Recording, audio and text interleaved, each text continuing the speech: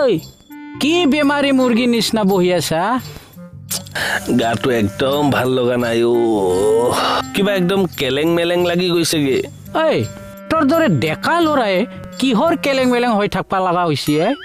অলপমান এক্সাৰচাইজ কৰি থাকবা নৰা মইহে গম পাইছো কেনেকুৱা লাগিছে এই পাগল খোজ কাঢ়া না ৰাতিপুৱা মোক দেখছা কিমান ফিটিঙত থাকো কিমান স্মাৰ্ট দেহা কাৰণ মই সদায় এক্সাৰচাইজ কৰো চাবি এইৰকম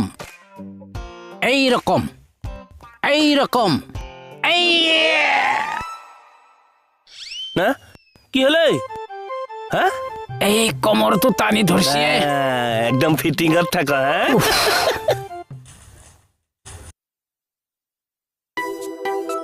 মণি